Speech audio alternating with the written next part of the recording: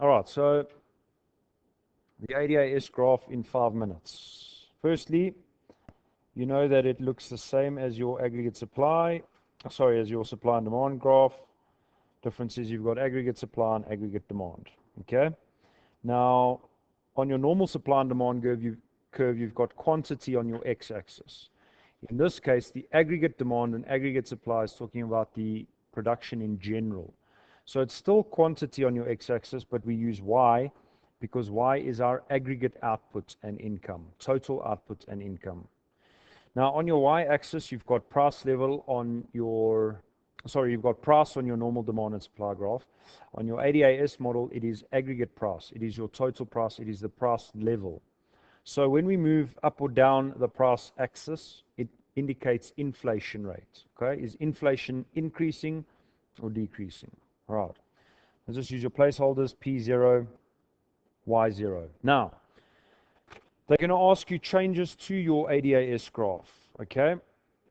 Now, the only change that can occur to your AD curve is if they give you a fiscal or monetary policy change. Fiscal and monetary policy are demand management policies. Okay. So if you run expansionary fiscal and monetary policies, you shift the demand curve to the right. Okay. That's the only time you move the demand curve, when they tell you fiscal or monetary policy. Then they're going to want to see how it affects your aggregate output. Obviously, in this case, it increases. What does it do to your price level? It increases price level. Okay. If you had to use your chain of events, right, whatever it is, let's use monetary policy. Monetary policy, interest rate decreases. That's your expansionary monetary policy. Investment increases. Aggregate output and income increases. Okay. Fiscal policy, more direct. All right. Fiscal policy, government expenditure increases, immediately increases your aggregate production and income. Okay. But that doesn't show enough. All we've done there is we've showed this movement. All right. Now, why would this occur? Because as our aggregate output and income is increasing, the demand for goods and services is increasing. Okay? And when the demand for goods and services increases, prices of goods and services increase. Okay. So only fiscal monetary policy affects your demand curve. Right. Your supply curve, on the other hand,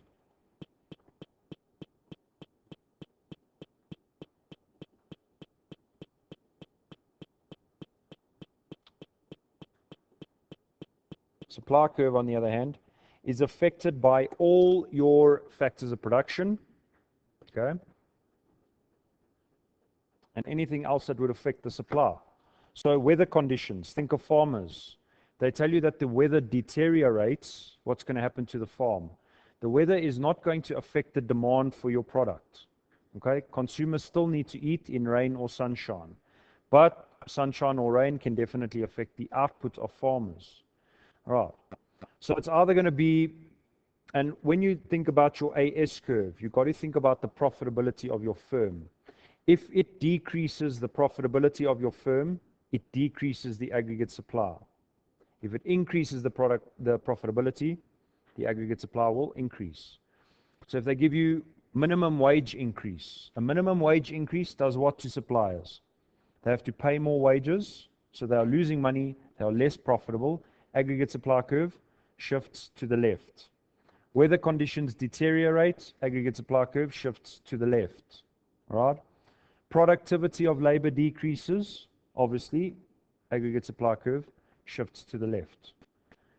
Price of rent increases, decreases profitability, aggregate supply shifts to the left. Anything from the supply side.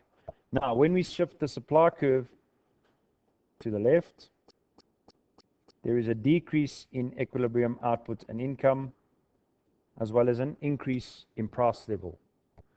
And another way of saying that is stagflation. Okay, you need to know how to draw stagflation on your ADA-S graph.